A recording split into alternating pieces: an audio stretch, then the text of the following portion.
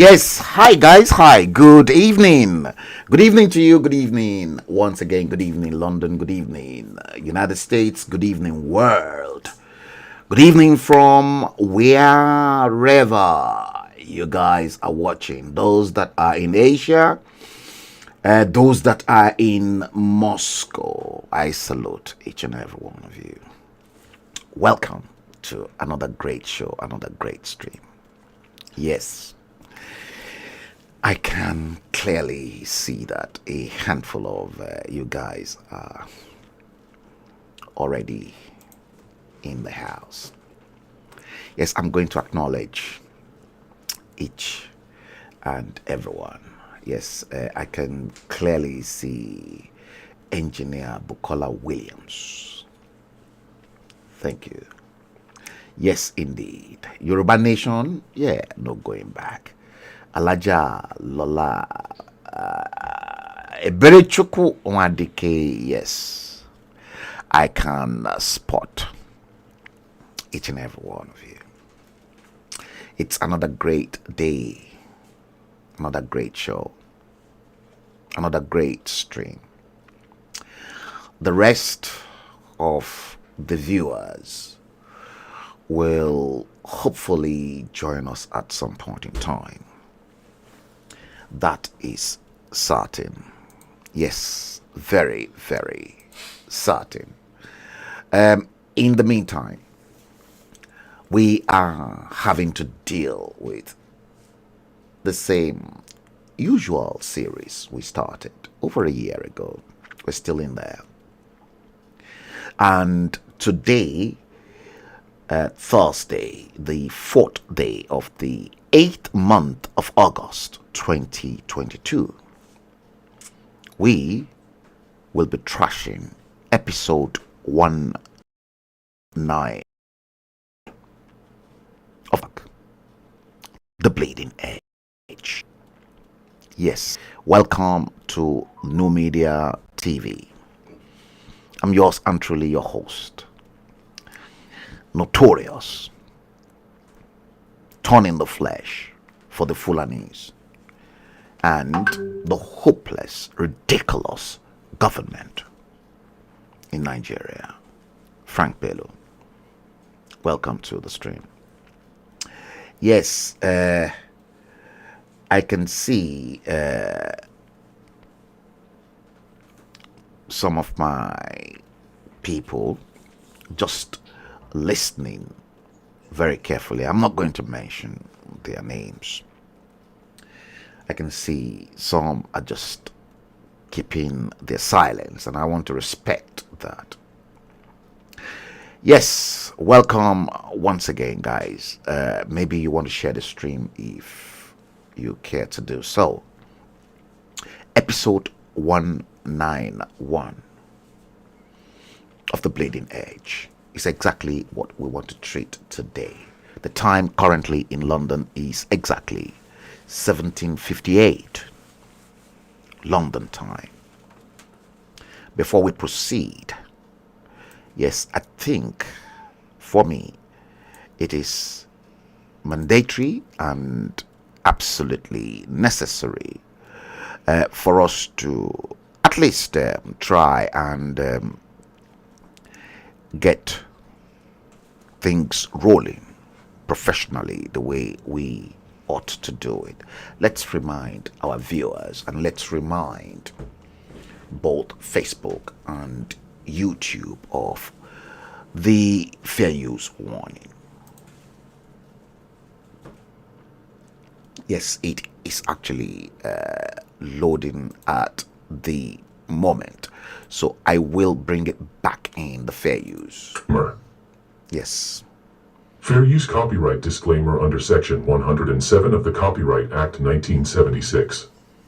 Allowance is made for fair use for purposes such as nonprofit, criticism, news reporting, comment, teaching, education, and research.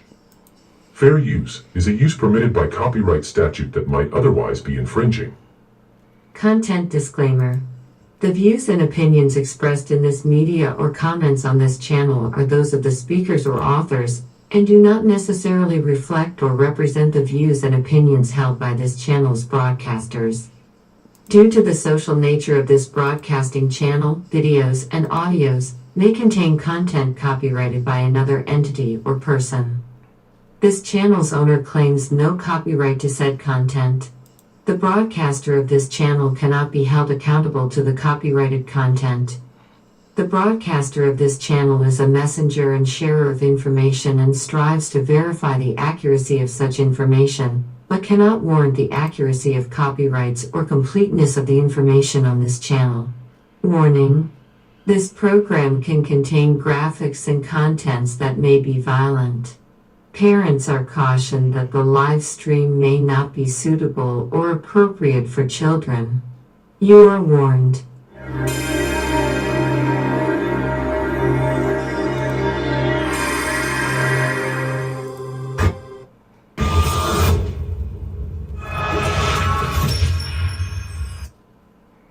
This program is brought to you by Frank Bello, NuMediaTV.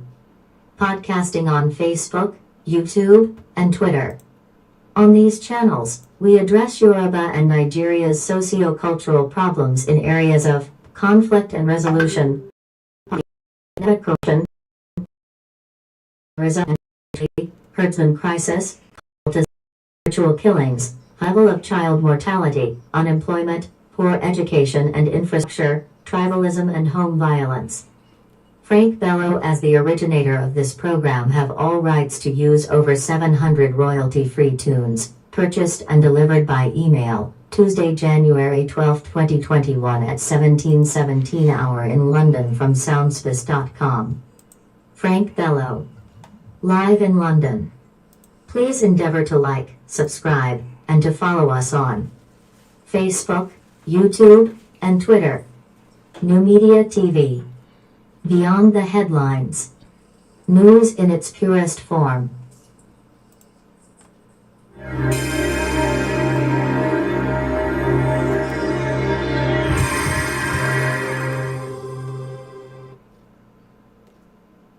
All contents in this live stream belongs to NuMediaTV.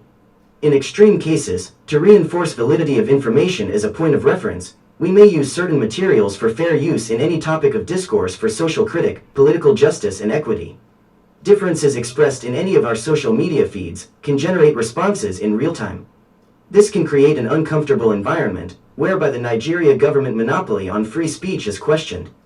We are fully aware that the Nigerian government are uncomfortable with some of these public exposure from NuMediaTV after decades of paralyzing and destroying the Nigerian people and the collapse of the system, hence the slams of copyright infringements by their hoodlums and cyber criminals in many of our podcasts. At NuMediaTV, we strive to make information simple. Like, subscribe, and follow us on Facebook, YouTube, and Twitter.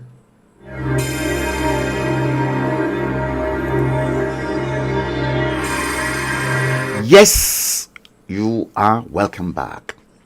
Share it now. Episode 191 of The Bleeding Edge is exactly what we want to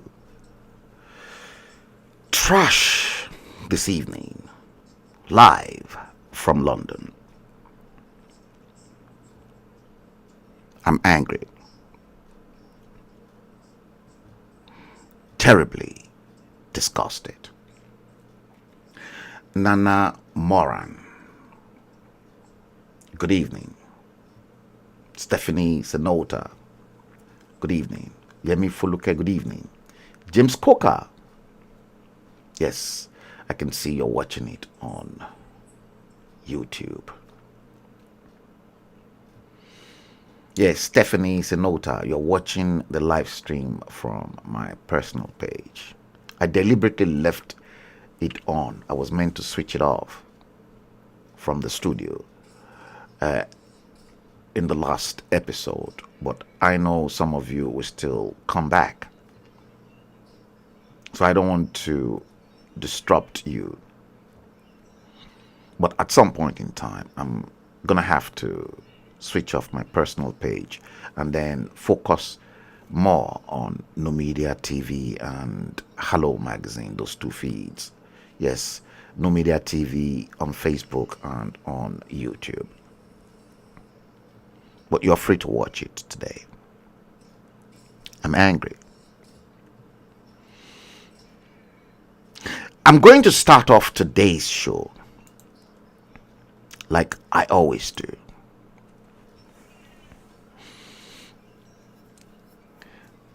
Some of you, without any shadow of doubt, must have observed clearly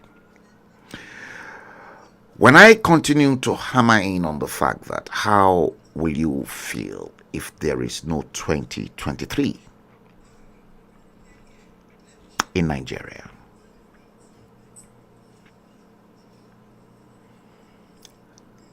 I proved it beyond any reasonable doubt. At least for those who can think very, very fast on their feet. I warned a handful of you to say that 2023 is a farce. And that the Fulanis will unleash their secret third term agenda. And this is not the first time. But unfortunately, some idiot who believed they are smart and intelligent, those stupid Emilokon candidate, very stupid man, very stupid man, that one called Bat, very stupid. There's nothing any of their dogs can do to me. And I don't believe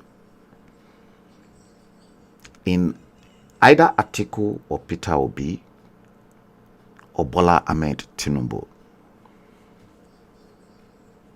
because 2023 has been planned and it will not happen. How will you feel if suddenly one day before the end of this year you wake up and you start hearing that there is a military coup in Nigeria? I've been warning a handful of you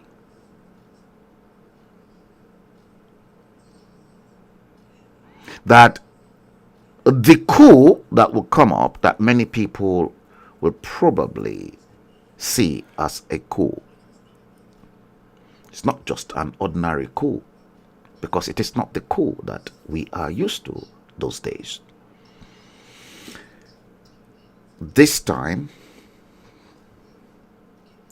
the coup in question is the combination of the coup organized by both Boko Haram, ISWAP, and the bandits.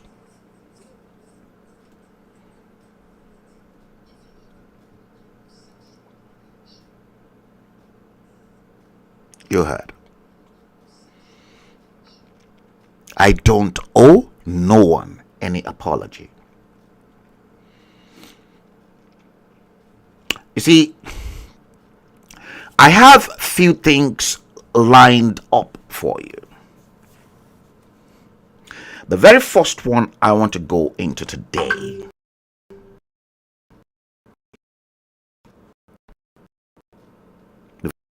first one. You know, I've got all my pictures well managed, and I have to buttress all my argument, because everything from this dispatch box is not based on hearsay or fiction, but real facts. And that's why the morons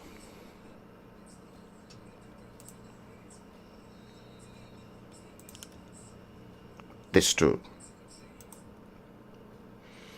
I created this graphic illusion to tell you exactly how those two, Atiku Abubakar and Bola Ahmed Tinubu, how they've looted and milk that country dry to its bone. They've eaten Nigeria's flesh. They've sucked Nigeria's blood. And what they are trying to do now is to now feast on the bones. Egungun, Nigeria. I've heard many different arguments from a lot of people. Some claim they are Yorubas, and as such,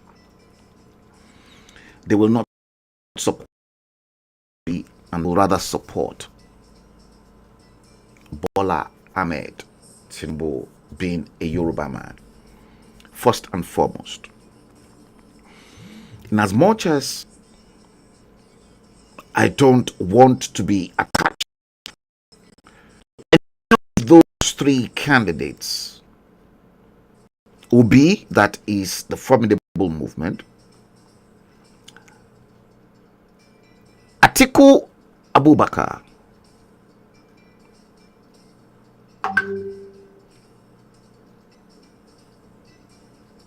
the Rogue, and Bola Ahmed Tinubu. Also, the Lagos landlord and a drug narcotics.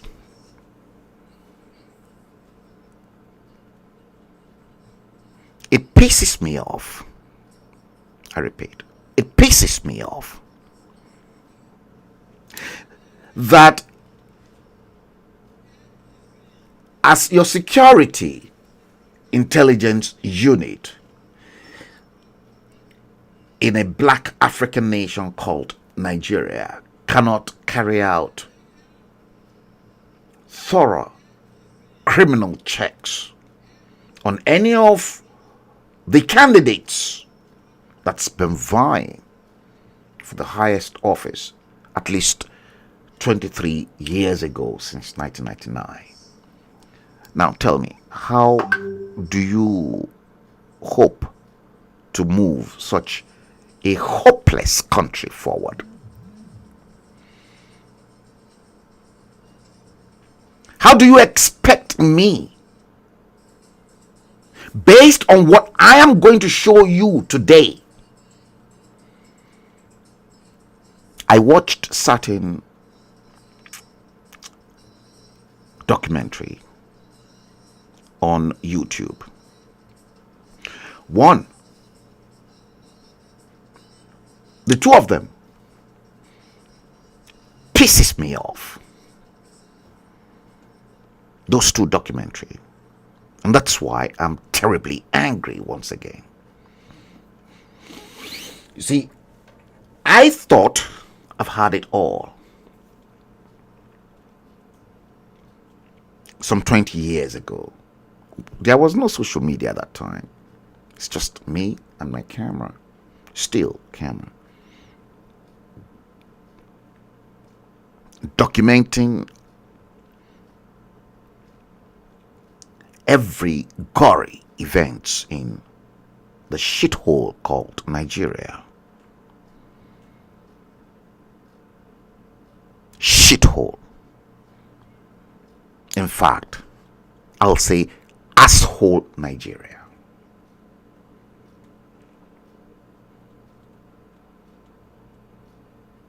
Terrible. You see, those two, before I quickly come on to Rufai Hussaini and then deal with the rest of what I want to pass over to you today. Now, I want to look at it this way. Many of you, I'm not going to mention names, and I've seen Yoruba people cursing themselves, fighting themselves, just because of a lunatic or two lunatics who milked them dry, milked you dry. Atiku does not live in Nigeria. Atiku lives in United Arab Emirates.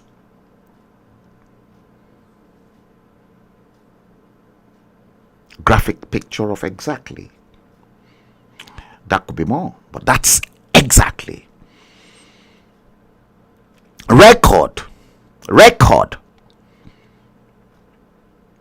have it that there is more US dollars in $100 bill denominations in Nigeria than in the United States of America, the home of the dollars. And where does those dollars came from. They came from the oil and gas that the Americans and the rest of the world used in paying for the crude they purchased from the stupid nation called Nigeria.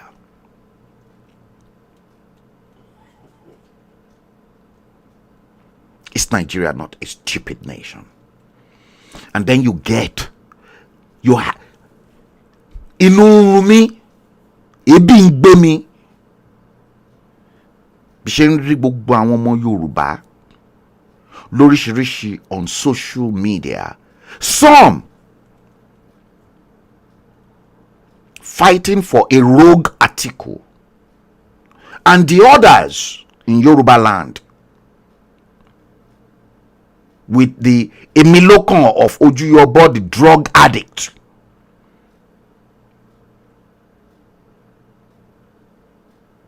And some, they claim they are for the obedient. Truth be said, I'm not for any of those three. For me, they should just break up Nigeria. I'm not interested in Nigeria. I don't want to hear any stupid shithole country or asshole country called Nigeria. All I want is break it up. And I mean it. And I don't want anybody to please come and preach to me about Bola Ahmed Tinubu because you are all stupid. Gbogbo yín tẹ́ ń support ẹ. Orí yín ò pé.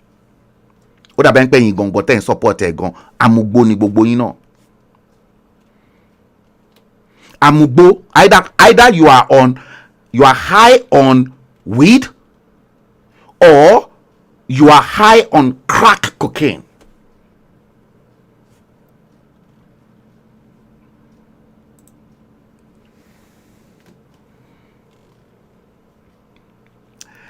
You see, Nnamdi Kanu has been poisoned.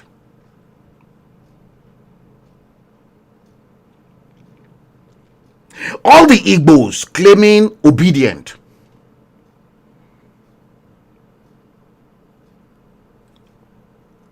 They've moved from the struggle that wants to liberate their nation.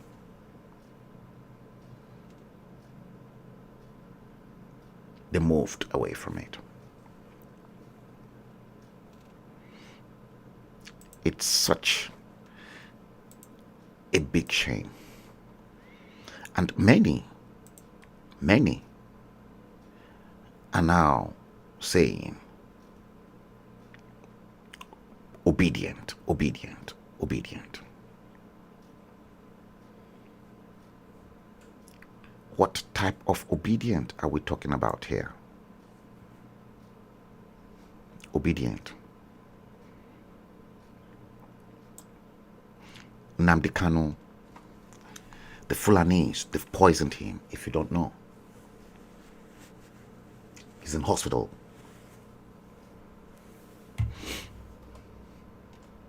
How many Fulanis have you tortured? How many? How many of them?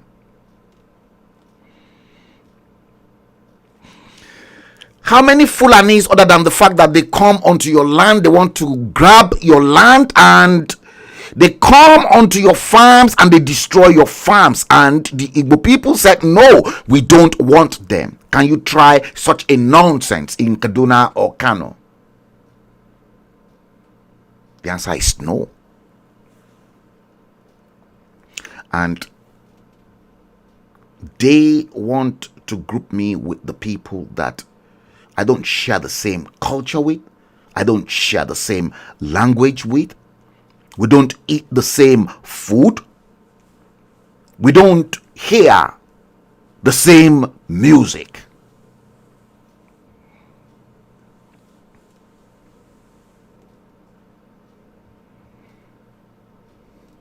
terrible.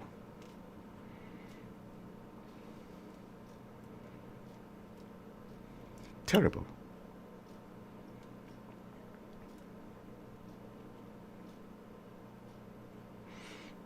Yeah.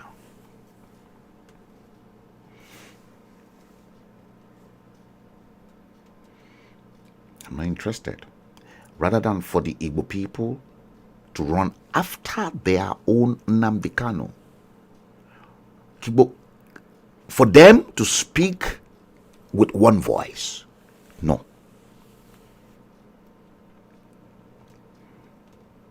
You see, many of you guys tend to forget that either Peter Obi or the drug narcotics called Bola Ahmed Tinubu, whose case in the United States is on paper,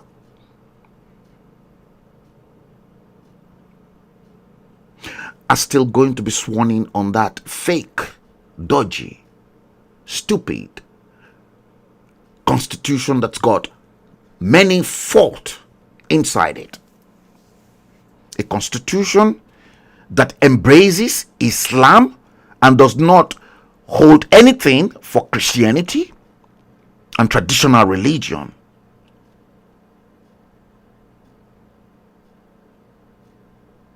Is that not stupidity? Lizzie Azu, you're welcome. Thank you, Lizzie. Steve Osage, thank you. Dirichuku Odogu Udeze, Olatubosun Salako, Helen Obafemi,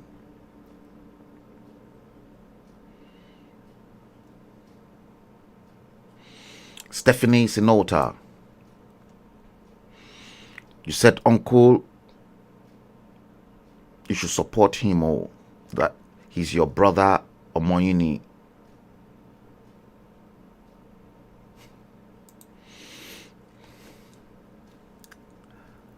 I've done many things in the past, and I'm really sick those days.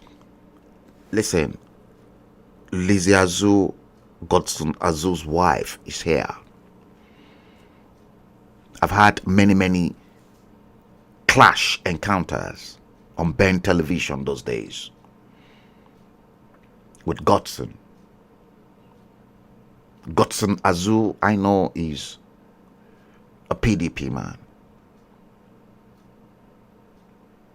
I had my own clear choice, and many times, yes, Godson Azu and I, we will argue our cases out on Ben TV intelligently, but we're still friends.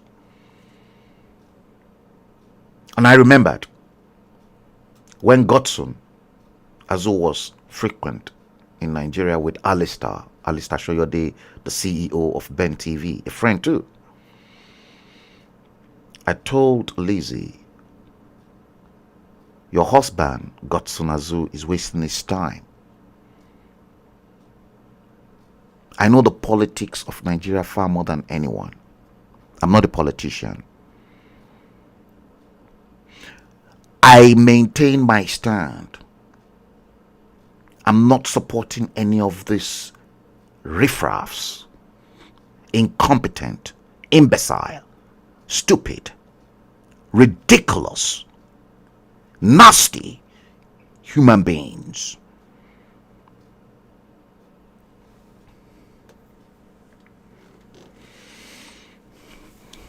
I will continue to curse them because I will never pray for their families,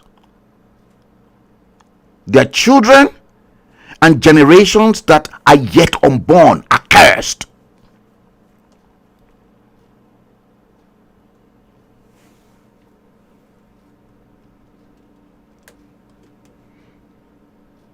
Episode 191 of The Bleeding Edge is exactly what we're treating today.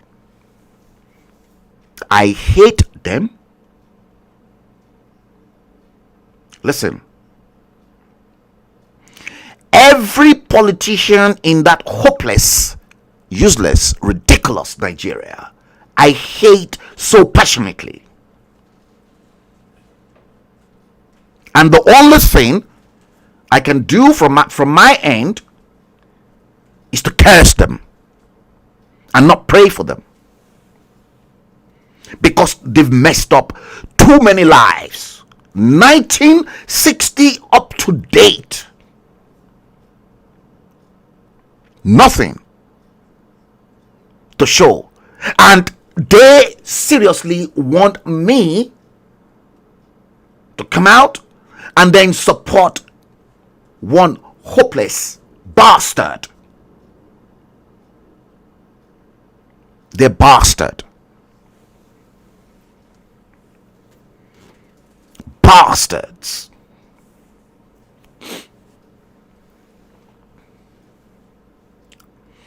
Now, let me do it this way.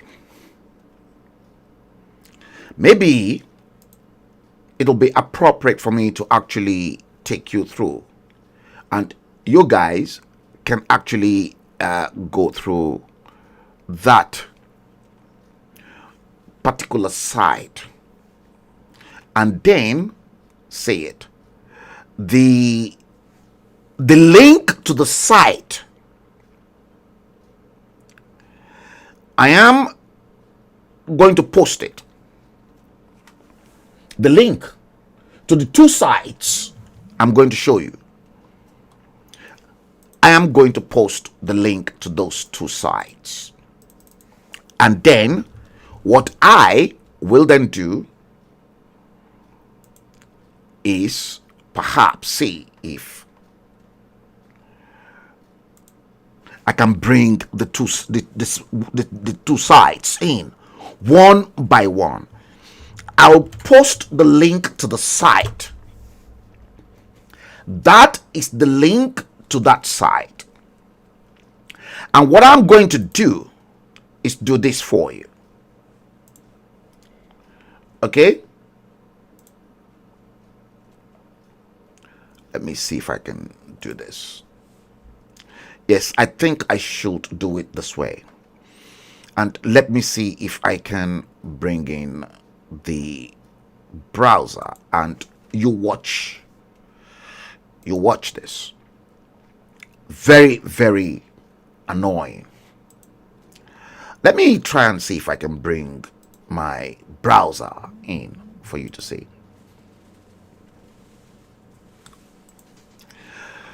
Yes, it is this one. I'm going to share it with you. And that is the site you are looking. I'm sharing it and I've posted it. Yes, Bamidele Michael Akorede, you are welcome to the stream. Guys, share it. Now, I am going to share this with you. Let me play it from here. Let me roll it from here.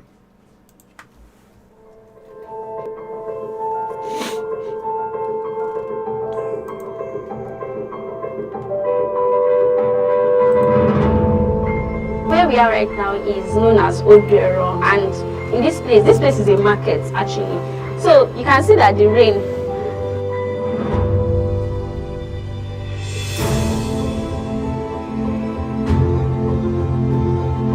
people are living right in the middle of this. Hello guys, welcome back to my channel. My name is Adejumoke, and right here on this channel, I'm here to show you the part of Nigeria that you didn't know exists. The fun parts, the good parts, the not so good parts. So today we are in a place known as Oroshoki. Right here, I'm going to show you what this place looks like, the living condition of these people. Let's go. Somewhere in Lagos is a neighborhood known as Oroshoki. It is located in the mainland part of Lagos, and the ocean flows to part of its doorstep. I walked into this environment and I was surprised at the condition of living of these people. These people here have to live their daily lives in this kind of environment. They have to work daily, raise children, and provide for their families while staying in this unsafe environment.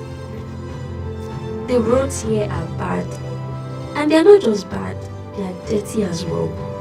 Oworonshoki, this is the same Lagos. 62 years Bola Tinubu has been in charge. And At least he ruled for 8 years of 2 terms. But by proxy, he's still calling the shots. Look at the flood and the rain has completely destroyed this place. Okay guys, so here where we are right now is known as Old Bureau, and in this place is a market actually. So in this market, they sell meat and perishable food. And as you can see, the little amount of rain that fell and everywhere is flooded. This market used to be an abattoir where you can get any type of meat that you want. But now, I did not even see a single meat seller here. I did not see any.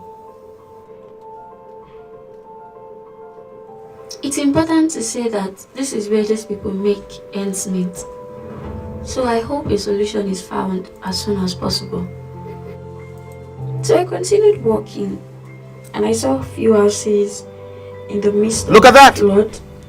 And this is all Oworonshoki, proper drainage system. and somebody really wants me to embrace Bola Ahmed Tinubu. They weigh and sell aluminium. Anyone People go around Lagos that approached me with Bola Ahmed Tinubu or Atiku or Peter Obi, I'll curse you. What's working in this My area feels like Look at this. is you having to either put your leg into the water or you simply jump over it, or you find your way around it, as long as you get to where you're going. So this is a narrow path that leads to the ocean. I took this path because I wanted to see what the ocean looks like from Oworo. After walking for a while, I came across something that was very shocking. See that? I was going to see the ocean. I walked into a dump. Like literally everywhere here is dump. In the midst of people's houses, even their doorstep is dump. And this is not just dump. Look at where people live inside Lagos 62 years after independence, and somebody who is as stupid I was shocked as to find this right. someone without any brain wants me to embrace Bola Ahmed Tinubu. Oh, come on, you're stupid. People are living right in the middle of this. I mean, how can people live here? No one should have to live in this kind of environment. So here is a woman that is into fishing, and for her to get to her canoe, she had to place some bamboo sticks on the ground because the ground is filled with water and dirt. Look at. Ma, what is that thing for? To kill crayfish. Wow.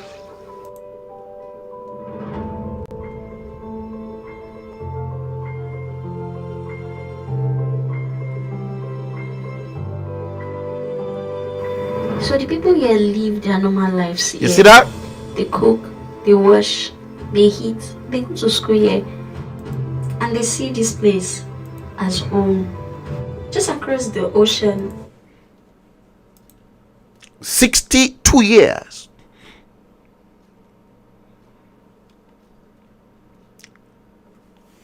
Steph, over to you.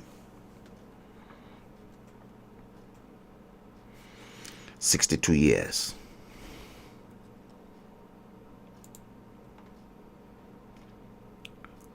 Oworonshoki, Lagos.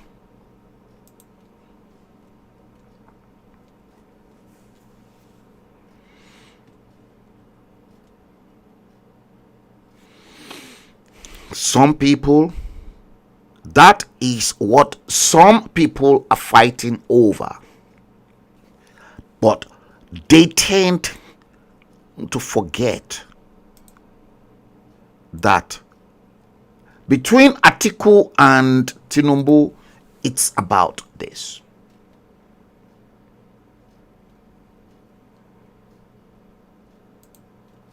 It's about that and nothing else.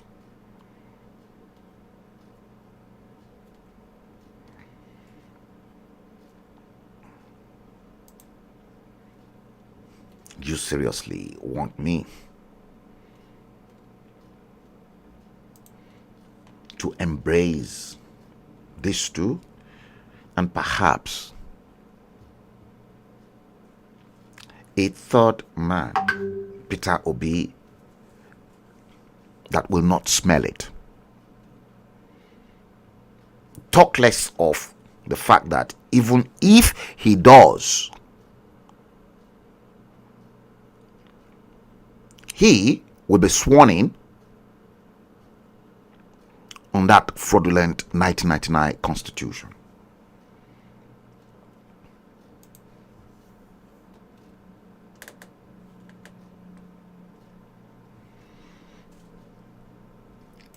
Steph, all of you, killing yourselves because of Atiku that does not even live in Nigeria, and Bola Ahmed Tinubu, it's all because of that. And they want to acquire more and more.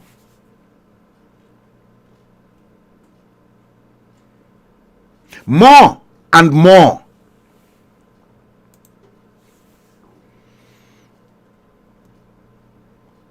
Is that not stupidity? That is stupidity. When, as a matter of fact, what rightfully belongs to both the trader on the street, that come rain, come sunshine, come heat, come humidity, come every weather, some of them will be out there to sell, even if it is a 500 naira goods purchased for them to resell so that they can make 800 naira. And you've got a situation like this, and this morons, these fraudsters, embezzlers, destiny killers, them lot. Of course they are destiny killers. They've already killed the destiny of the shithole called Nigeria. And they've killed your own destiny too. They're just about to kill the destiny of your children and your unborn generations. And you want me to come up and then say, oh, Bola Tinubu Tiwani. Fuck that motherfuckers. Fuck them all.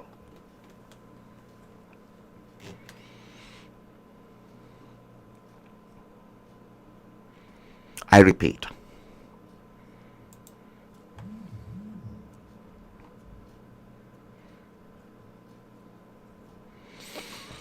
Yes. Guys, let's come in. Let me bring in the next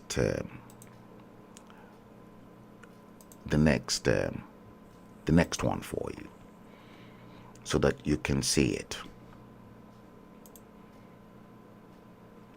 Let me bring the next one in. That one too is very, very pathetic. Did you hear that? This one is Oshodi under bridge, live through the eyes of streets. Chess to change the... Yes. Oshodi bridge is this one. Oshodi on the bridge, live through the eyes of street kids.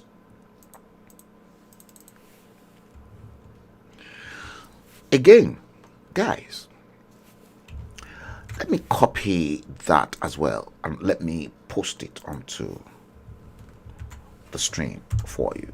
You want to watch it? That's where to go.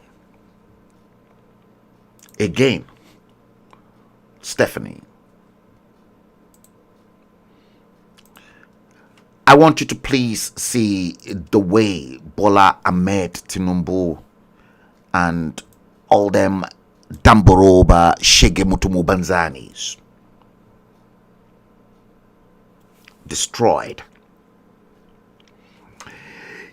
the lives of those children. You see, you will find out that a handful of those children, their parents, in 1999, they've taken stomach infrastructures in terms of 500 naira inducements, 1,000 naira to buy their votes. You see, since 1999, I've been preaching to those electorates to stop taking money from the politicians, because the money they are giving them, they will have to recuperate. And when they subsequently get there, they will recuperate and they will amass that money.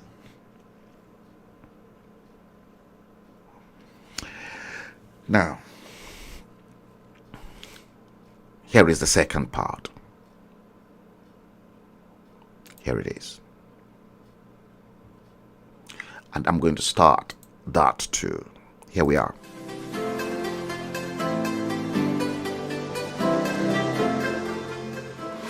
Lagos is Nigeria's most populous city. It is also its richest. It is home to some of Africa's richest business folks. You hear that? It is also home to some of the continent's poorest. So many homeless people sleep on the streets of Lagos, including kids who ran away from home. But why would teenage boys and girls run away from the comfort of their parents to make their bed under a bridge in one of the most crime hotspots of the nation? This is what Quest Times tried to answer. Oshodi is many things, but one thing it isn't is a place to lay your head at night. Worse still, if you're a teenager who happens to be a girl.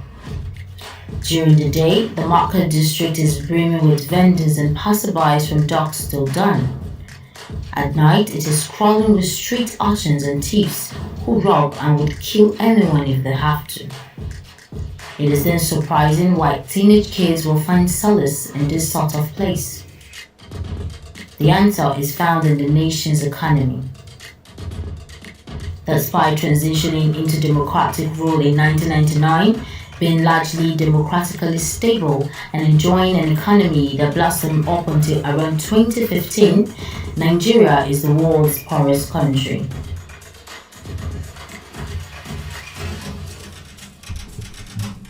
Most of its over 200 million citizens earn less than $2 per day. Did you hear that? It also doesn't help that the nation is drowning in debt and its population is growing faster than its failing economy.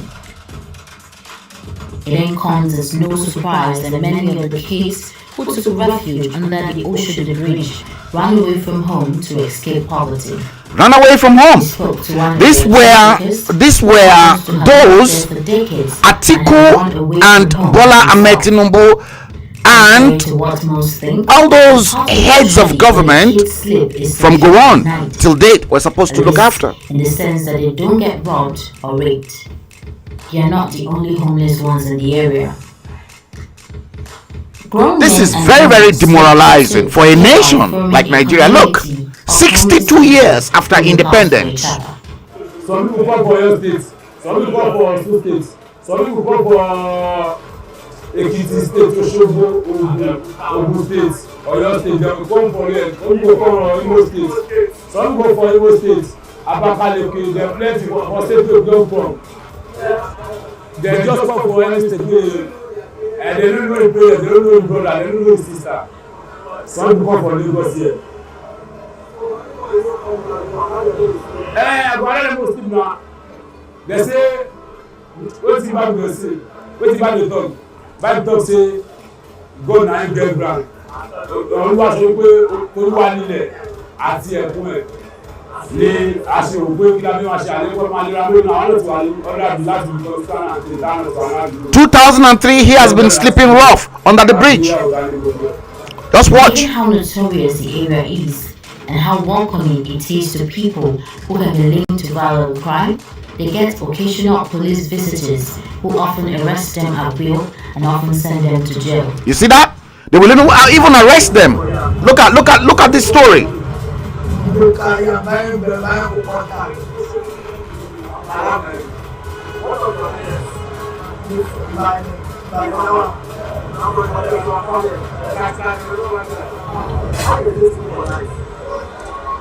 Just watch. Sleeping on top of the bridge.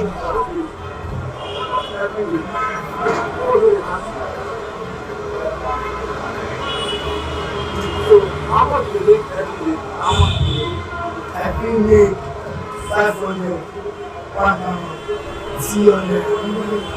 The money there, every day, 2,150. Nigeria has 40.8 million school-age out of Look at a nation called Nigeria. Look at the boss. 62 years. This is current. In the future. Look at Lagos State, for example, has filthy, a rehabilitation center, terrible, runaway kids, and would occasionally sweep places like Oshodi in search of them and will arrest them once found. But what is the chance that a teenage girl who's living under a bridge after running away from home finds love in Oshodi? The two of them sleeping rough, but they found love. Both harmless and in love.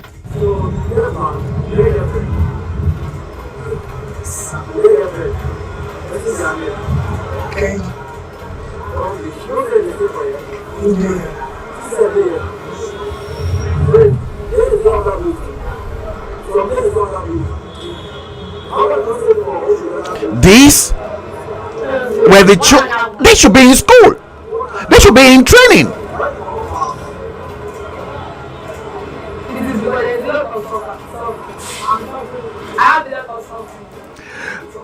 Guys, the link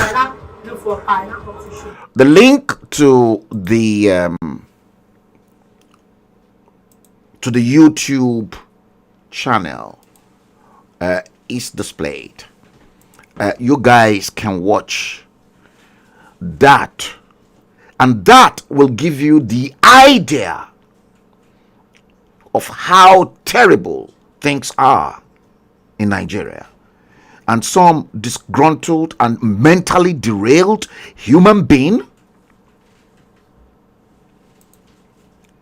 who are not okay with their mental health wants me to come and support people that are currently eating into the bones. They've eaten the flesh. They've drank your blood. What they're doing now is they want to settle down and eat into your bones.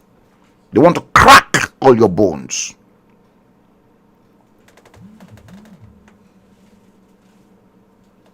That's the problem I have. And that's the problem I have with some people who are so demented upstairs that they feel because Bola Ahmed Tinubu is a Yoruba man, and as such, Emilo Konye mantra. No, sir. No, sir. No, sir. You see, let me tell you something. And what I want to tell you today is that a revolution is not about carrying gun or any ammunition, because I don't believe in I don't believe in that. Revolution is not, it's not about that. And you remember I once streamed #revolution is inevitable in Nigeria, maybe about 3-4 years ago. Revolution is when you speak the truth and effect changes. Did you hear that? That's what revolution is.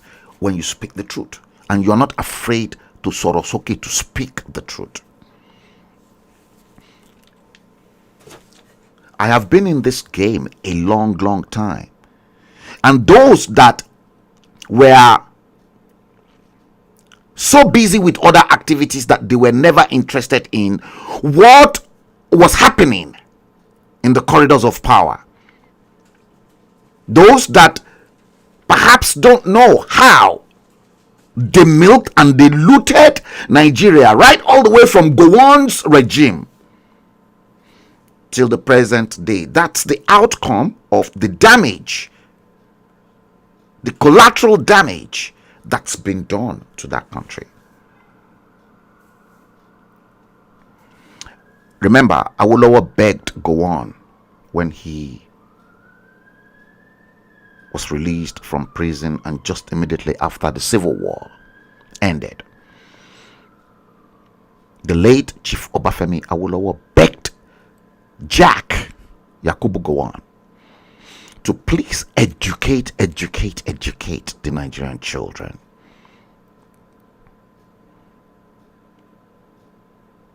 And that if Gowon should summon the willpower to educate the Nigerian children, he will get the credit for it. Did Gowon listen to that advice? No, rather than listen and educate the Nigerian children, Gowon was busy telling the whole world money was not Nigeria's problem, but how to spend the money. And how to spend that money, Gowon never spent that money on human capital development, HCD, through quality education.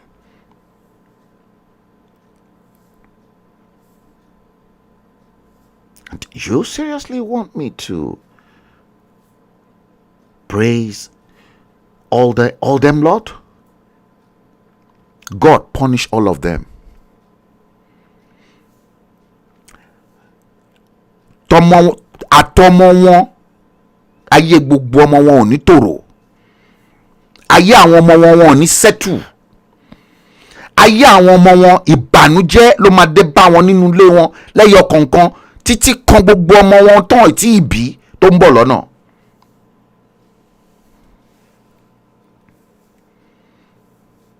This is too much. It's just too much. Too much for people to handle. How on earth can you be looking at your own people suffering and you idiots continue to steal from them?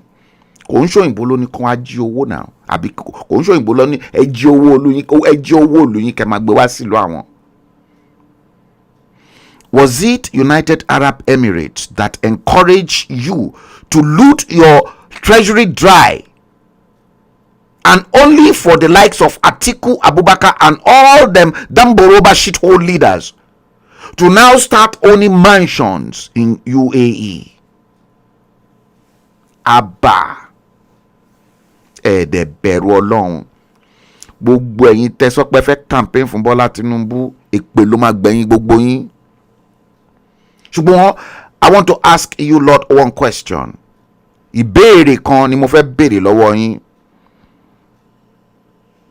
Báwo lẹ ṣe fẹ́ gbé gbà tó bá wá di ọ̀la táwọn sójà bá wá gba ìjọba tó bá ní kò sí 2023 ṣé ẹ fẹ́ wá ẹ fẹ́ bẹ̀rẹ̀ sí ni màmá bá sójà fà pé òkè kan dájọ ìjọba padà fún alágbádá o kò ní dá fún yàláyà bàbá ńlá bàbá yín.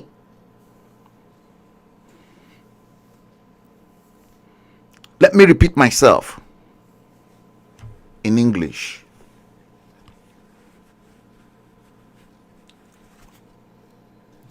All of you, summon up your support for Bola Ahmed Tinubu, Atiku Abubakar, and Peter Obi. How will you feel if ISWAP, Boko Haram, and Fulani bandits, according to them, should take over the government in military uniform, and then say to you there is no 2023 and that the military, they've taken over power? How will you feel? So you will then say, we should then come out and condemn the military. I won't condemn them for you because I want them to break it up, because they know all the secrets.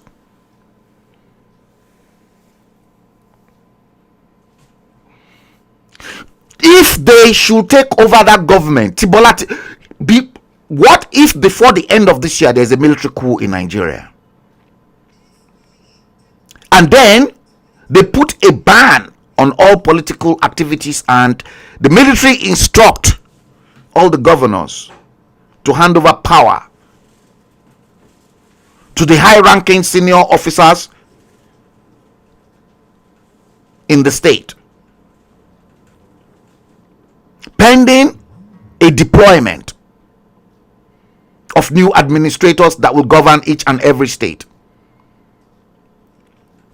So now the question is, are you all going to come up onto the social media now and then say, we should try and summon courage and then try and push the military from government? You are stupid.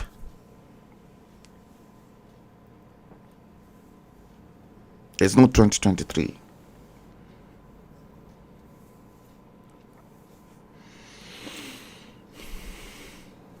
There's none. Stop wasting your time. Look, this is giving you an idea of how terrible things are.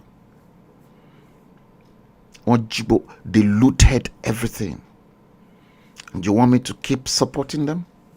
And some people are really suffering. Some people are dying because there's no medical treatment for them. Such a shame.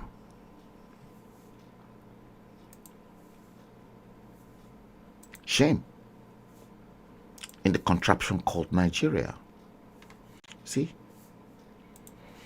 All them Dambo robbers.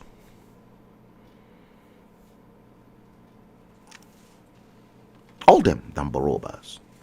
62 years after independence. I came up with this. Will there be any 2023 in Nigeria? With a question mark.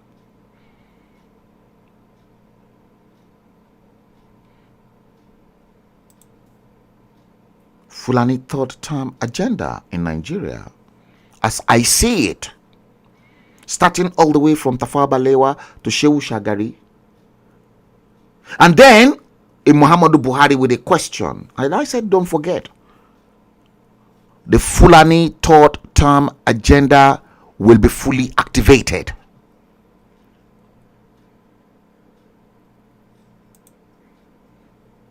I hate Nigeria so passionately. Make no mistakes. I hate the nation called Nigeria so passionately.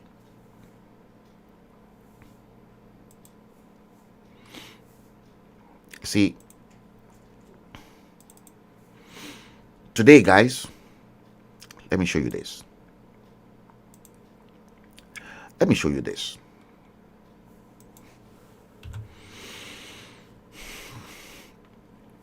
Yeah, I'm going to show you this. It's coming up. It is coming up. I will show you. And what I want to show you, many people saw it from a different perspective. And it's all about this man. This man.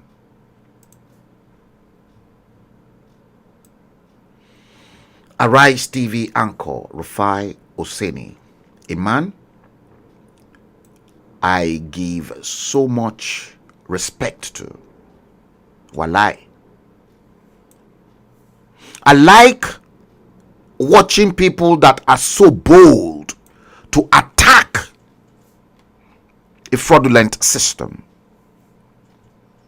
God bless Rufai, because I'm one of his greatest fan outside Nigeria for being outspoken. You see, that man ran into problems, and you can clearly see the picture of him. I've listened to tapes, but I think what they're doing to Rufai Oseni is not called for. What they're trying to do to him is to inflict injury onto the poor man for being outspoken and for challenging the status quo, the powers that be it PDP, be it APC, be it anybody. Very outspoken. I watched Rufai Oseni's interview with Abdulmumini, the very first man that Bola Ahmed Tinubu selected as his campaign director general before that moron too resigned, quoting flimsy excuses. I particularly enjoyed the way Rufai scrutinized that piece of scumbag live on Arise TV. It was too hot. Rufai was too hot for Abdulmumini, to the extent that Abdulmumini felt very offended. Again, I watched his interview. The combination of both Rufai, Dr. Ruben Abati, and as well as Tudun Abiola.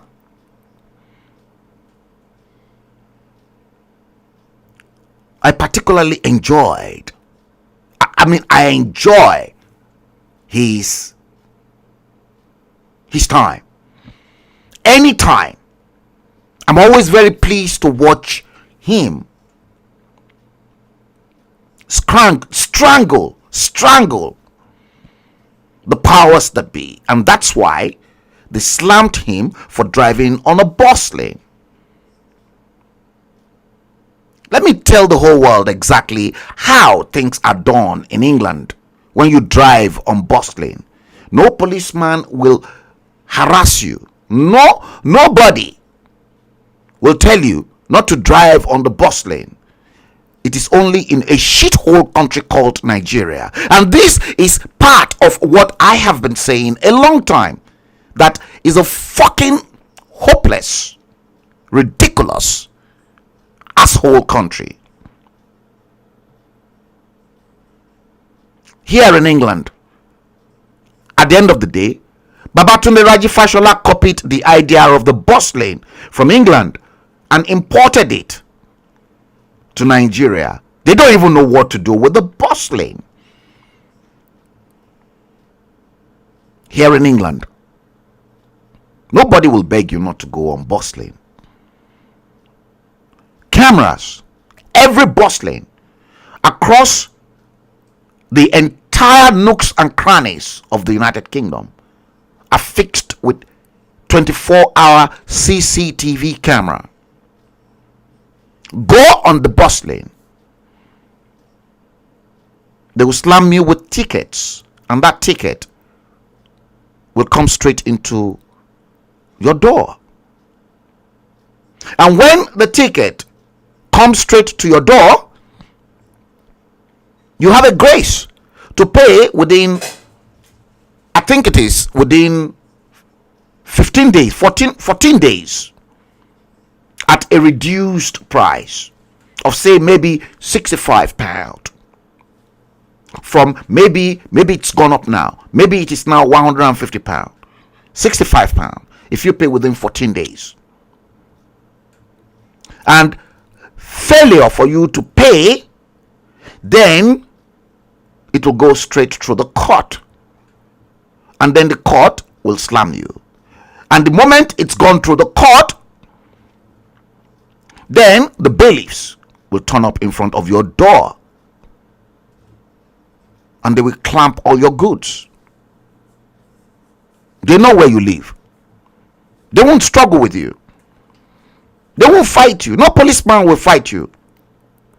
In fact, when the bailiffs turn around, unless you put up a fight with the bailiffs, and the bailiffs calling the police. The police they won't even get involved with you and the bailiff. If you don't open your door, if your car is parked outside, the bailiff will clamp your car.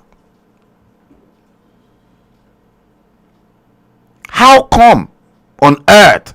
How come in a shithole country called Nigeria, everything works differently? Even newspaper and magazine publishing works different. The distribution of the newspapers and magazine works against ethics and the way things are done in a civilized environment. I only got to know that during the period when I thought, let me start breaking into the Nigerian market. That was when I discovered that the newspaper and magazine distribution network is full of cartel. Full of cartel. Unlike here, whereby you've got your logistics, and if your magazine is good enough, that should make it up onto the shelf. Either John Memsey's or W.H. Smith will take it on board. It is not so. And the moment your magazine is sold out, if it is so good, your money goes straight into your account. It is not so. Distribution network, even in newspaper and magazine publishing, is shithole in Nigeria. Everything is shithole. No accurate records of the number of children that are in school, no accurate record of the numbers of children born, no accurate records of the number of deaths. Shithole. Rufai, I salute you, and I salute everyone on Arise TV. You, Rufai Tudun, and Dr. Ruben Abati. I've always enjoyed watching your show all the time. I'll say thank you, and keep the good work. Keep the flame going. Don't give up. That is how terrible the shithole is.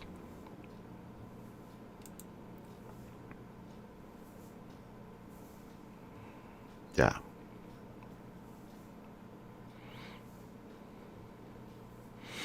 Yes, Stephanie Sinota. Yeah, I didn't even want to go into that. Peak or no peak. Sometimes on the bus lane in England, they will say at any time. They won't even say it is a 24-hour. Some they will say 24 hours bus lane. Some they will say bus lane at any time. at any time means you shouldn't even go near it. Whether it is off peak or no off peak, I've just disciplined myself. I make it a duty not to drive on bus lane, peak or no peak.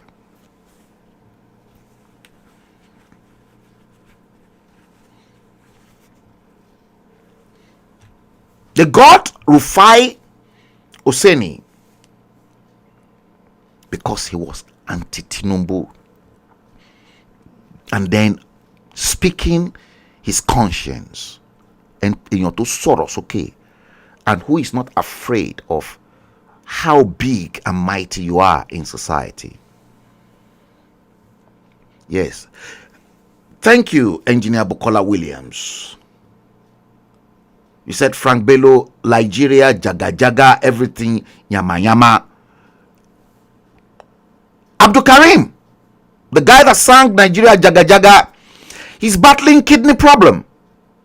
He's now begging us anywhere around the world to please help him cover medical expenses.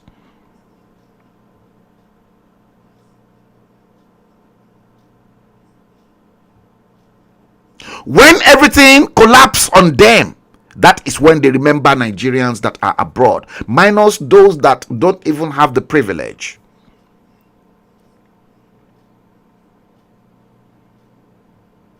I know of a case to which I am still going to treat today. If people are victims of circumstance, of reckless politicians in that shithole country called Nigeria, yes, I'll be more than pleased to help.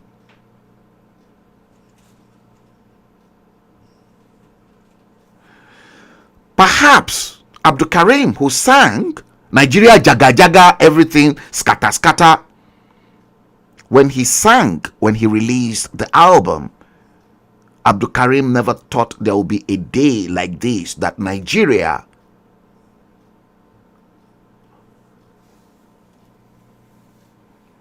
will kill him. He never thought there would be a day like now that he's now got medical condition, because no condition is permanent. Look, anything can happen to any of us at any given time, anytime. Let me tell you a classic example. I've never experienced just such a thing in my life. Just suddenly, in the middle of my sleep, late early hours of this morning, I was not even up to 2 hours in the sleep.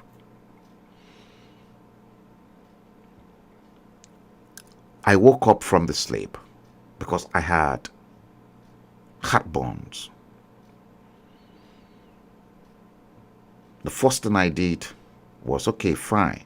I just went straight into the kitchen and I prepared myself some black coffee. My mind just told me, get black coffee, sit upright in bed, drink the hot black coffee, and then read. So I was going through many of my messages until I felt a little bit relieved. I could have gone. I could have been. I probably wouldn't have been around today if maybe the spirit that woke me up was one of my angels. One of those spirits who quickly tapped me to wake up.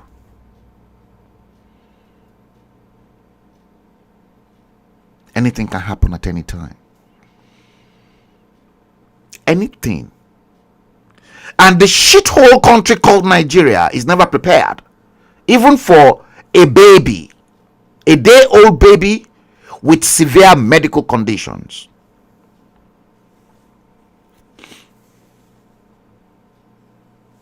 And this is now taking me straight into this next area.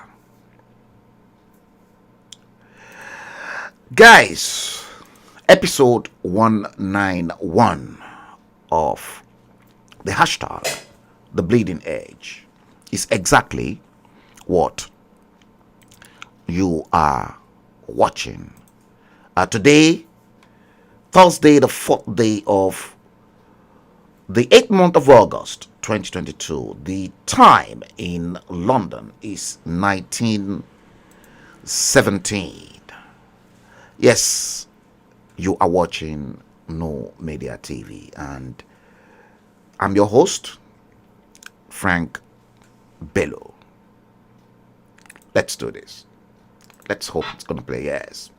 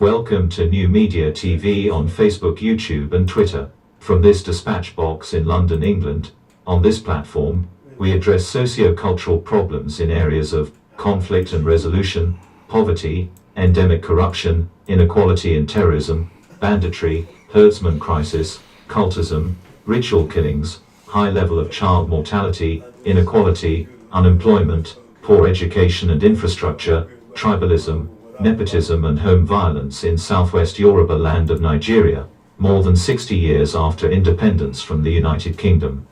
Share the live stream and enjoy it. Your host is Frank Bello.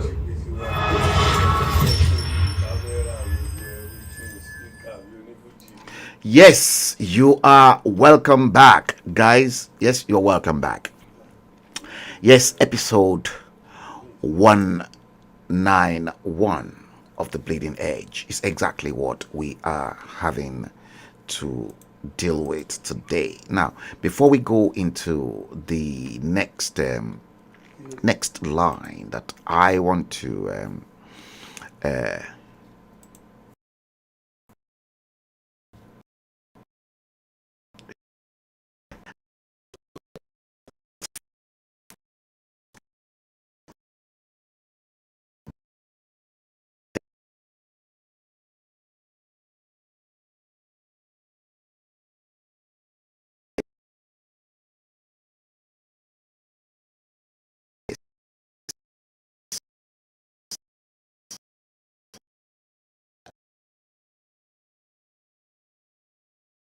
there's a little bit of connection because I think yes, something is yeah, actually downloading, so that's why the system got frozen. Right, Esther Iwetuga, welcome to the stream. Peter Touch, yes, welcome to the stream. Yes, don't forget, guys, to share this to your loved ones. Okay, now I want to start first. Many of you've seen that in this Commonwealth Games, I am surprised that the Fulani government of the rogue nation called Nigeria, they've not applied federal character into all those our southern children winning medals. There's nothing called federal characters, and we've not seen any Fulani or Northerner participating in any of those competition, world-class competition. Now this is now going to now this is an indication to tell you that all what the Fulanis and the Northerners they know about is how to steal. You see, in the South, we've created rooms for recreational activities, and our children can compete effectively in international sports and competition. But the Ajegoros and the Fulanis in the north, all what that they're bothered about is how to steal the wealth and resources of southern Nigeria. They're not interested in human capital development. No, they're not. We're still going somewhere. No federal character. All those that won gold are purely southerners. Okay, now listen to this. Somebody actually tweeted, and I picked the person's tweet earlier on the 2nd of August. David Ofosu Dote is the name of the tweeter. This guy actually presented me with an argument that got me thinking, and his tweet read, so Ukraine's 604,000 square kilometer size. Ukraine is 604,000 square kilometer in size. And by virtue of that size, the total area of Ukraine is 2% of Africa's 30 million square kilometer. Africa is 30 million square kilometer, and Africa is home to 40 million population. No, Ukraine is 40 million population, right? 604,000 square kilometer with 40 million population. Africa is 30 million square kilometer with 1.3 billion people. Ukraine is 2%. The size of Ukraine is 2% of Africa.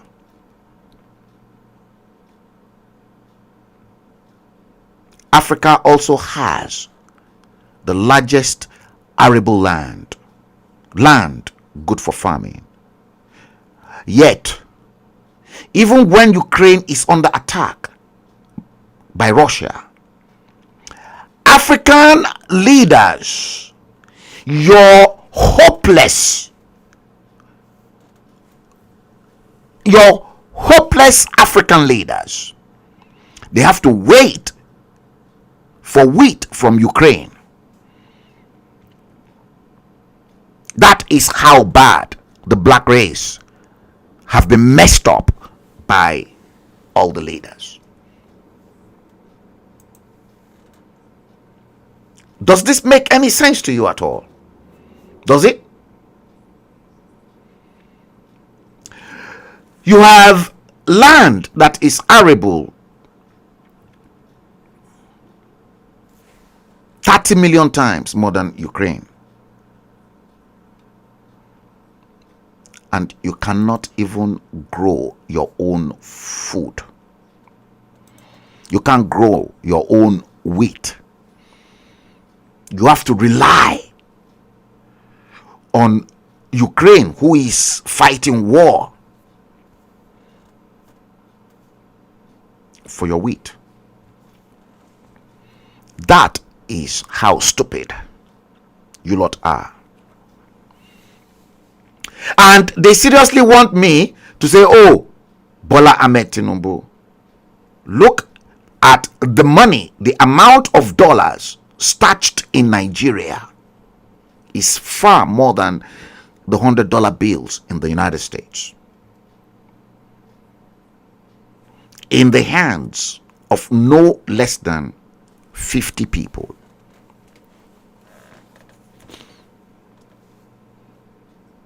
These were some of the things Rufai Oseni was saying before he became a victim of hopeless, ridiculous politicians in a rogue nation called Nigeria.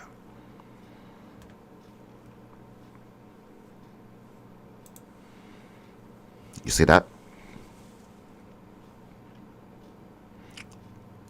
Okay, a fake dodgy latex Muhammadu Buhari, guess what? Spent 1.4 billion naira from Nigeria's treasury without the approval of the National Assembly to help the Republic of Niger buy vehicles for its government officials to fight insecurity, while insecurity engulfs Nigeria and while ASU is still on strike.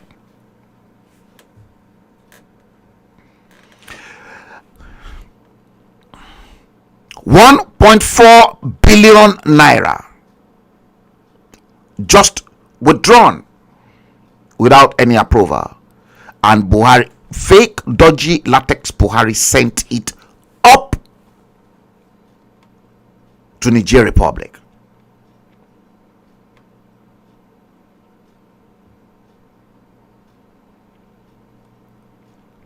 And they seriously want me to keep my mouth shut.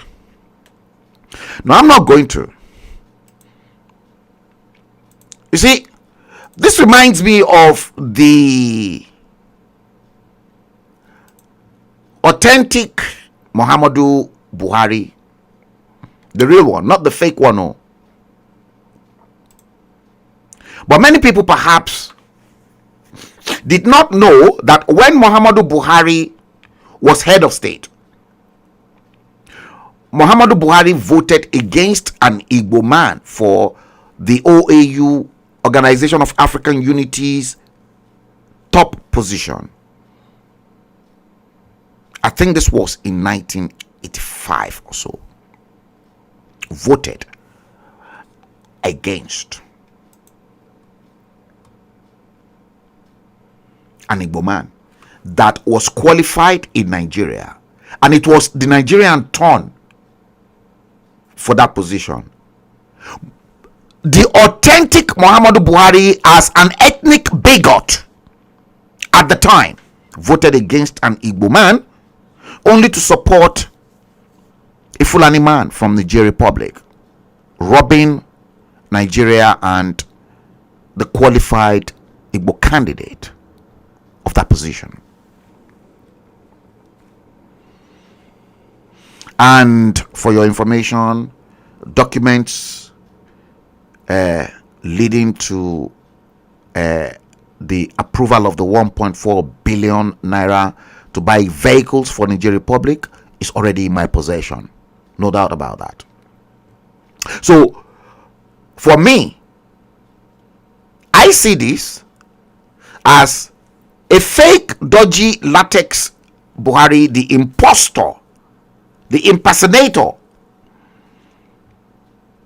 from Niger Republic, is taking care of his fatherland.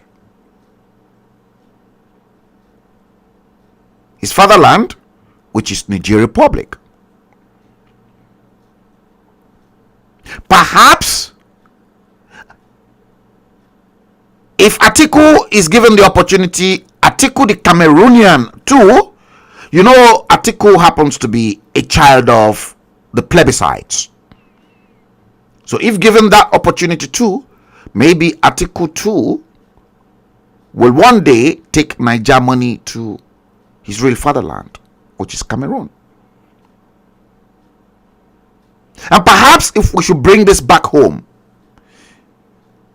maybe this is okay. Let's look at it this way. Just as Emilokan Bola Ahmed Tinubu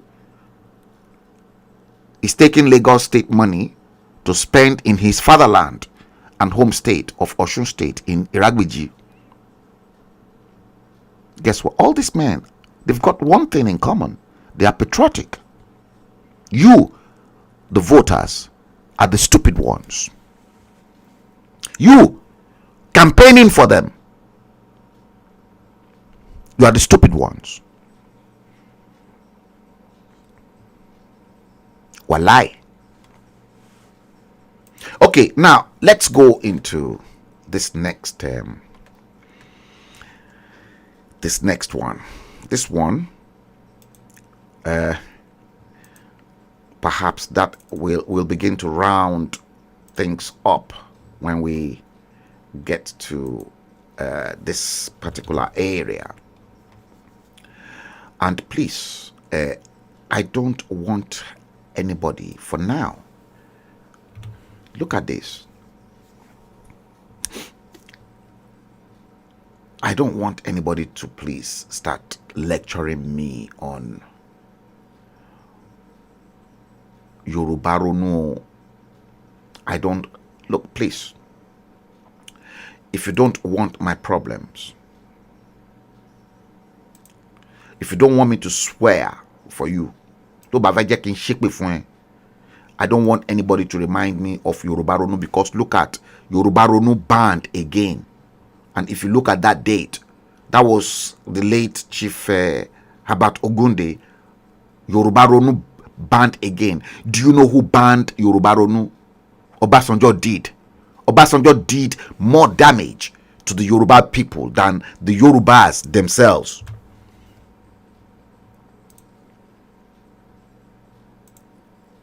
Obasanjo did this to Gani Adams. You can clearly see it, how Gani Adams was captured. You can clearly see it as a rock of corruption. You can clearly see. I don't want anybody to please tell me Yoruba Ronu if as I'm cursing Bola Ahmed Tinubu and all them shit, all those mago stupid politicians, hopeless, ridiculous human being, politicians that ought to be stoned to death. Òkúta ló yẹ kó máa sọ fún gbogbo wọn. Òkúta.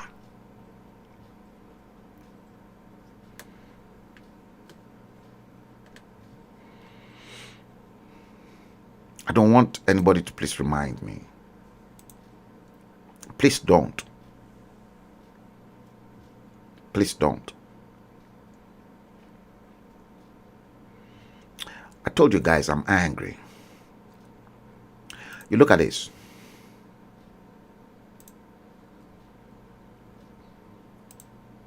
Who did that to fella? Have you ever seen Fulanis killing themselves or maltreating themselves? Every harm done to the Yoruba race has been perpetrated by Obasanjo. Every evil that's been done to Yorubas, Obasanjo carried out all those crazy acts.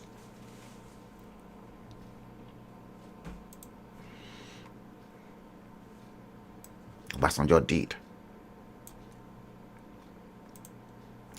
Now, let's go a little bit into how, look at this picture. Look at that picture.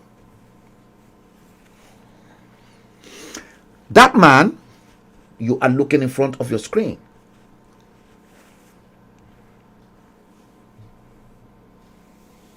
His name is Dr. Philip O. Ozwa.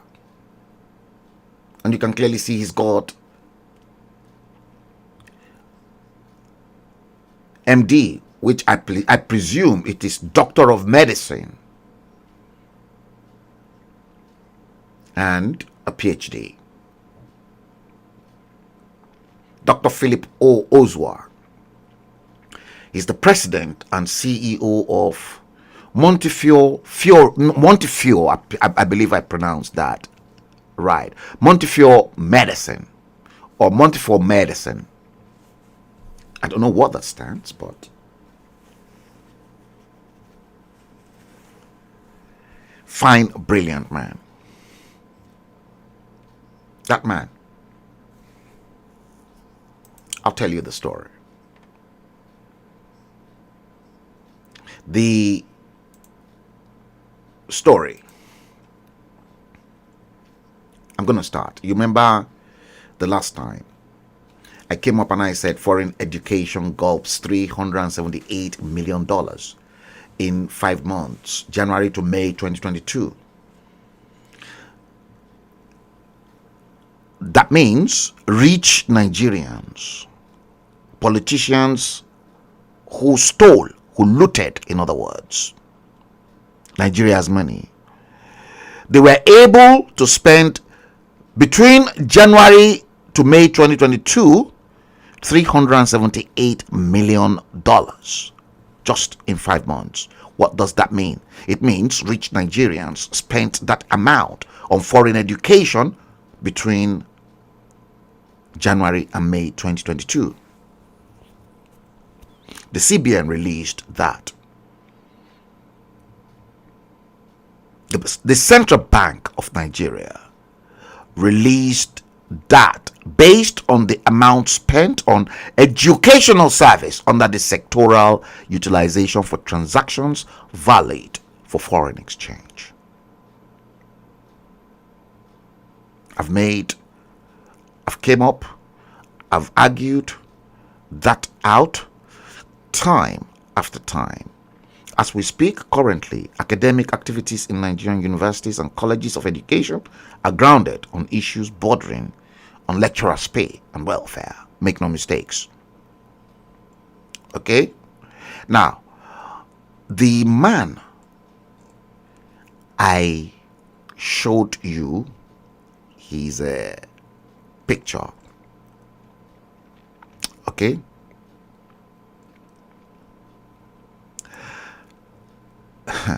Did something amazing. See? Now, just as the educational sector is not well funded in Nigeria, because if the educational sector is well funded, lecturers are well paid, as and when due. You see, we will not have a situation where people will rather go outside the country to seek education. Before, foreigners used to come over to our universities to get education, but now they don't. Even Nigerians, if they can't send their children to Europe or America, they send them to Ghana. Now, the situation that I'm going to talk about really gets murky from here. And I want to show you this picture.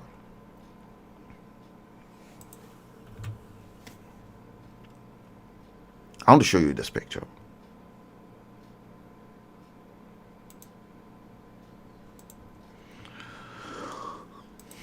This is UCH today. University College Hospital, Ibadan. This is it today. UCH. A hospital that used to be the pride of the Commonwealth. That is UCH today. This is University College Hospital, Ibadan. Today, as we speak.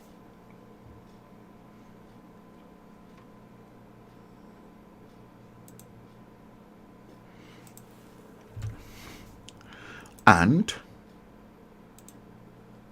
this is College of Medicine, University of Ibadan, as we speak today. You can clearly see that. You can clearly see it. College of Medicine, University of Ibadan. The same College of Medicine that's produced world-class medical doctors. This is how, you see, all of them that are supporting Bola Ahmed Tinubu, Atiku Abubakar, I say shame on you. And may the wrath of God fall upon your heads. May Nigeria happen to you tomorrow.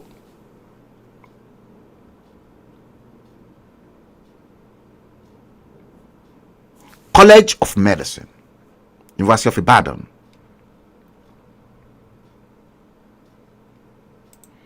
Today, that is the outcome of 62 years of independence.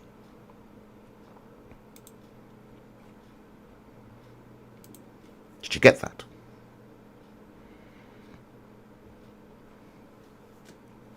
The outcome of 62 years of Ominira from the United Kingdom. Independence.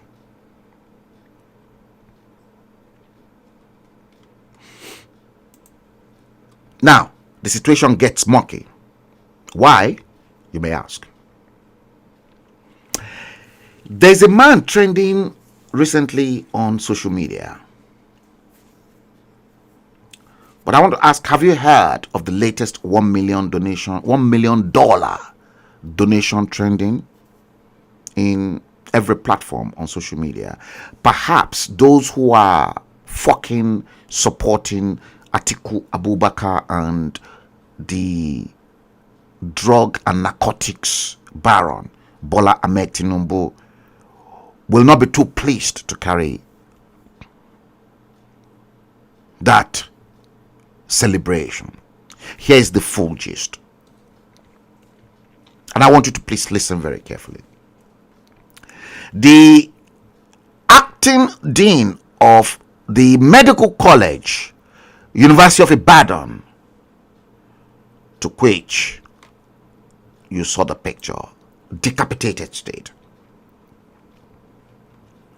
The acting dean, Professor Adebola Ogunbiyi is her name, invited all the old students who are now medical doctors, produced by the college, to a Zoom meeting.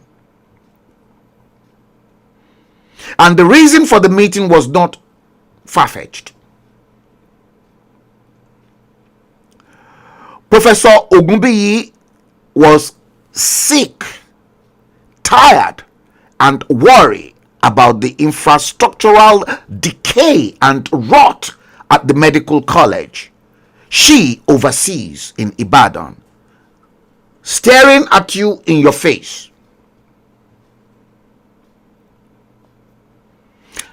You are looking at the picture. Professor Ogunbiyi is aware that the Nigerian government is too broke to fund it, but they are not broke in sharing $10,000 on each delegate, or maybe $20,000 or $30,000 for each delegate to appoint an already dead Bola Ahmed Tinubu. And the same thing in Atiku camp. You see, the money that should have been pumped into the educational sector the likes of Bola Ahmed Tinubu, Obasanjo, Atiku Abubakar, Ibrahim Babangida, all of them, they've looted it. So Professor Ogunbiyi then came up with a master plan, which was to tap into the resources and human social capital of the alumni produced by the medical college, scattered all over the world, to give the medical college a new facelift. The same medical college in front of your screen. So Professor Ogunbiyi then organized a Zoom meeting, and the Zoom meeting was fixed for this Monday gone 4 days ago, and the link was sent out to all the former students of the medical college. Starting off the meeting, Professor Ogunbiyi narrated the challenges and the plight the current medical students at the college are facing. The current medical students of the college, according to her, need a new hostel, and their classes also need to be refurbished. Look at College of Medicine, University of Ibadan. Is this not a shame to Atiku Abubakar? Is this not a shame to Bola Ahmed Tinubu? You can clearly see why I continue to curse all these shithole leaders who maroon themselves as politicians. Ayé gbogbo yín ò ní dalẹ̀ yọ kankan.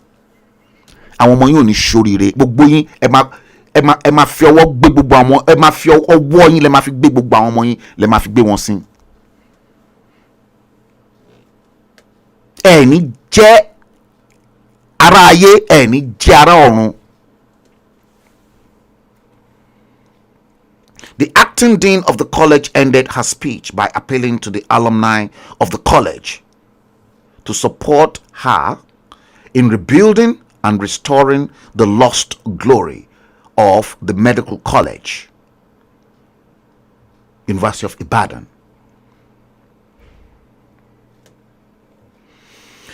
Her speech opened the floodgates of donations from the medical doctors produced by the medical school, University of Ibadan. And suddenly the donations were coming in their trickles and lots more before one can open his eyes.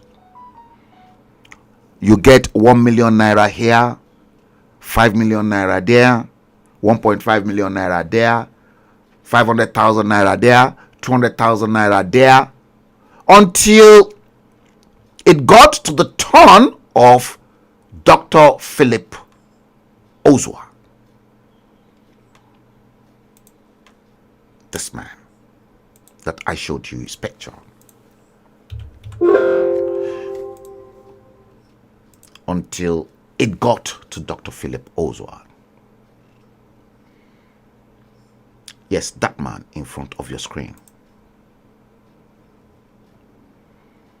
You know, they were all donating. And suddenly, when it got to his turn, Dr. Philip O. Ozua, who also happens to be an old student of the college, who is currently the president and CEO of Montefiore Medicine in New York, Bronx in New York, USA, as I gathered. Now, this man in front of your screen, Philip Ozua, did not say too much as he went straight to the point of making a donation of $1 million US. And by virtue, on the straight parallel foreign exchange rate, you're looking at 700 million naira, $1 million US. Dr. Ozua said, University of Ibadan Medical College, shaped and refined me into the man I am today. So I have the duty to give back to the school. When Dr. Ozwa announced the $1 million donation, all of the old students in the Zoom session began shouting, "Wow, wow." Even the dean who called the Zoom meeting was speechless. You see, looking at that name, Dr. Philip Ozwa, that will give you an idea that this man is not a Yoruba man.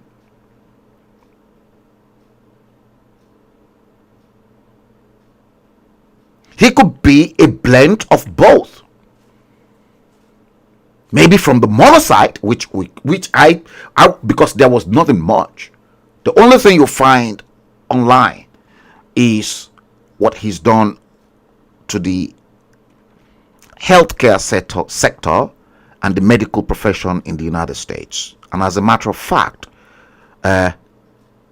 researching him very deeply, I found out that this same man happens to be one of the top pediatrician in the United States of America. And his business is worth billions of dollars. I gathered that Professor Yemi Osinbajo in 2015 approached Dr. Philip Ozwa to be the Minister of Health in Nigeria. And Dr. Philip Ozwa told, I got the picture, told Professor Yemi Osinbajo that he's not going to accept the position because Nigeria is too corrupt and will destroy his career. Just like they nearly destroyed Dr. Ngozi Okonjo-Iweala.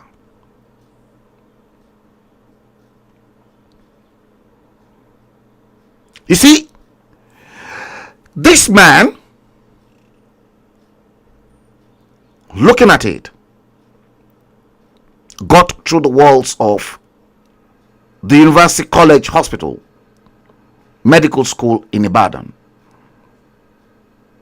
shaped him up, grounded him, made him.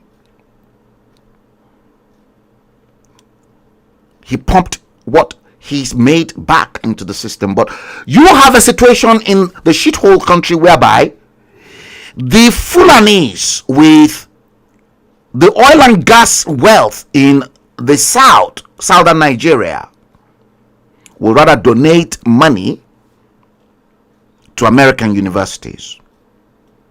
The last one I saw was, I think it was about 16 point something million US dollars donated to United States university that does not even need your money. A country that is well self-sufficient and whose educational system is very robust.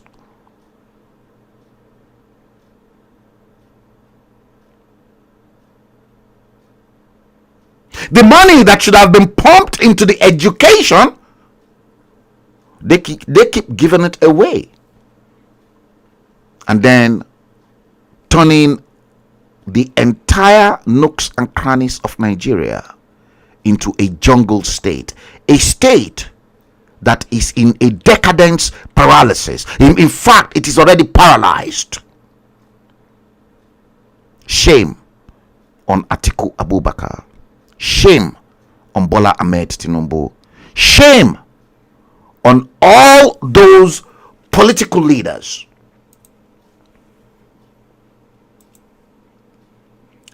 Shame on all of them. All this lot, it will not be well with all of you. Living. Ikú yín ò ní dá, sàréè yín ò ní dá.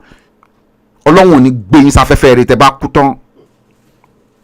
Ẹ ní wá afẹ́fẹ́ rere, inú iná lẹ̀ ń lọ gbogbo yín. Àwọn ọmọ yín, wọ́n máa máa sọ fún yín pé ẹ má lọ síbẹ̀, ẹ má lọ síbẹ̀. Ẹ ní wá afẹ́fẹ́ rere, inú iná lẹ̀ ń lọ. Ẹ ní wá afẹ́fẹ́ rere, inú iná lẹ̀ ń lọ. Ẹ ní wá afẹ́fẹ́ rere, inú iná lẹ̀ ń lọ. wọn ò ní jára ayé, wọn ò ní jára ọ̀run. Mi ti jẹun ata, mi ti jẹun epo, mi ti jẹyọ. Kò ní dá fún yín aláya bàbá ńlá bàbá gbogbo yín tẹ́ bà ìlú yẹn jẹ́. Ayé yín ò ní dá. That's why I said I am angry. Imagine that. Look, tẹ́ bá lérò pé gbogbo ìpè tó ń gbé wọn ṣẹ́ kò ó mú wọn, ìpè yẹn mú wọn. Ṣé ẹ̀yin ò rí Jagarodi ni bó ṣe ń ròdì? Ṣé ẹ lérò pé kò ń ṣe gbogbo ìpè tí wọ́n ń gbé Jagarodi tó ń gbéṣẹ́ ló ń jẹ́ kí gbogbo díẹ̀ kó máa ṣomi? Ẹ lọ jókòó. Go and sit down.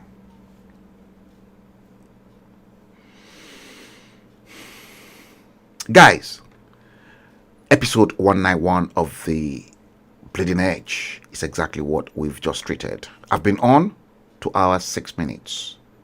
Today, Thursday, the 4th day of August 2022. The time in London is 19:58, almost coming to 8 o'clock. Yes. Alaja Lola, you said bunch of criminals. Shola Show, you said I share again. Alaja Lola, you said I share wa. Shola, you said I share. Esther Ewetuga, you said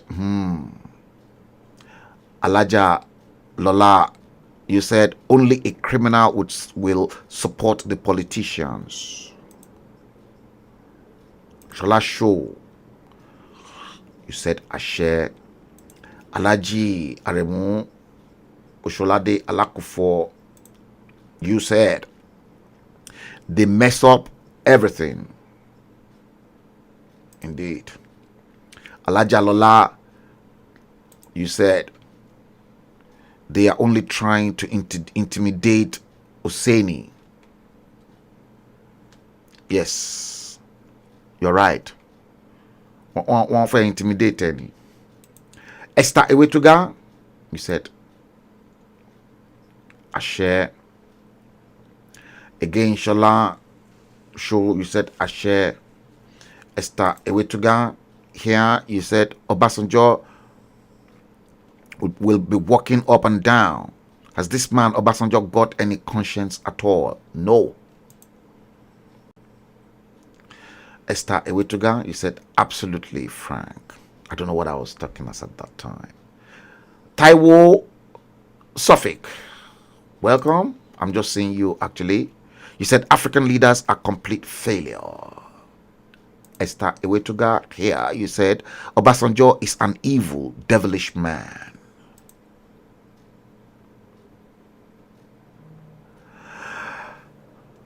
Ogundotun Osholade Alakufo again.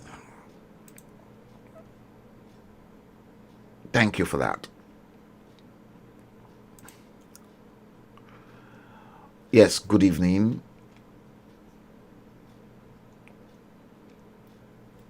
Yes, Esther Ewetuga, you said, what sort of heartless people are these people? And here you said, Esther Ewetuga, well done, Frank, for being so smart as usual. Yes, thank you for that. Engineer Bukola Williams, gbogbo wọn máa ṣòfò dànù ní tọmọtọmọ. Èpè ní kẹ́ máa gbé wọn ṣe o. Don't pray for them. And here, Esther Ewetuga, or what the Fulanis are interested in is stealing, fraud, corruption, killing, kidnapping, raping, and taking what are not theirs. Yoruba must be freed by all means. Thank you for that.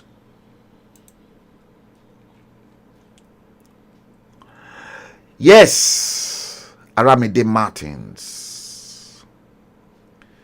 Ayoka Bamidele. Okay, I can see many of you guys coming in. Okay, guys, episode 191 is exactly what we've just rounded up today. It is exactly 2002. Today, Thursday, the 4th day of the 8th month of August, 2022.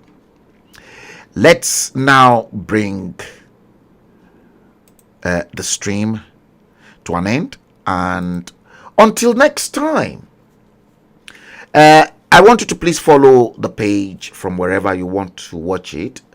I've given some of you the opportunity to try and watch it on my personal page. If I switch the stuff off, you won't be able to see me from my personal page. I just gave some of you the opportunity to watch it from there today. You either come on NuMediaTV or HALLO magazine and NuMediaTV on YouTube and Facebook. Yes, that's where you can. If I switch it off, you won't be able to receive the alert. Click like and then following on YouTube. Give us a thumb up. Subscribe to the channel and then press the bell icon so that anytime I come live, you'll be the first to be notified. Until next time, we'll do it again, and we shall be treating episode 192. I'm not too sure if I'll be able to come live tomorrow. If I do, then please watch out. If I don't, maybe Saturday, yes, I'll try and come with you. There's a lot is happening, and you begin. I told you, the film will begin to be unraveled right in your korokoro eyes. Until next time, take good care of yourselves. I wish you love, I wish you happiness, and I wish you God's blessing. Until next time, peace.